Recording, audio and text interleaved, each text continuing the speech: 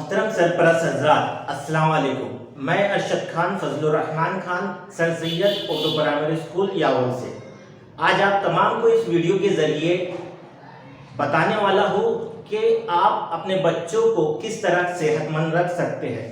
اس کی غذا میں کن کن غذائی اجزاء کا ہونا ضروری ہے۔ اس سے پہلے ویڈیو میں ہم نے دیکھے کہ روزمرہ کے معمول کس طریقے سے ہونا چاہیے، تو چلیے پھر دیکھتے ہیں۔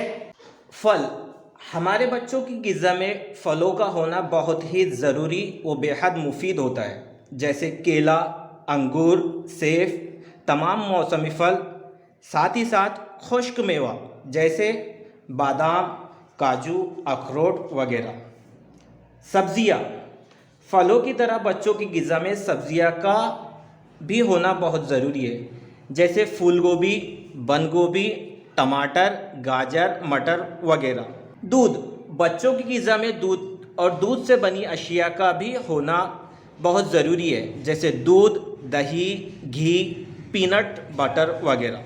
دالیں، اسی طرح تمام قسم کی دالیں، اقوال نکلے ہوئے بیج وغیرہ۔ انڈے، بچوں کی غذا میں انڈے کا بھی استعمال ضرور کریں اور انہیں روزانہ کم از کم ایک بھی تو انڈا ضرور کھلائیں۔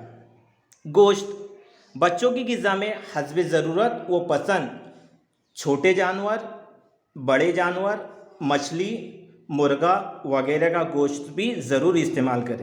محترم سرپرست حضرات، مذکورہ بالا تمام غذائی اشیاء میں بچوں کی صحت و تندرستی کے لیے ضروری اجزاء جیسے کاربوہائیڈریٹس، نشاستہ، شکر، چربی، پروٹین اور وٹامن و نمکیات موجود ہوتی ہے۔ اس کے علاوہ اپنے بچوں کو چند عام اصول بھی ضرور بتائیں۔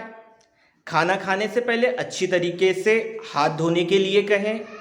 کھانا شروع کرنے سے پہلے کھانے کی دعا پڑھیں۔ پروسا ہوا کھانا ختم کرنے کے لیے کہیں۔ کھانا ضائع ہونے سے بچانے کے بارے میں ان کی رہنمائی کریں۔ کھاتے ہوئے کھانا نیچے نہ گرانے کی تلقین کریں۔ تمام قسم کی سبزی ترکاری کھانے کی اہمیت ذہن نشین کرائیں۔ کھلی رکھی ہوئی غذائی چیزیں کھانے سے پرہیز کرنے کے لیے کہیں۔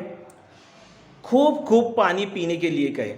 مضاد کھانوں کے بارے میں معلومات دے کے ان کے استعمال سے پرہیز کرنے کے لیے کہیں۔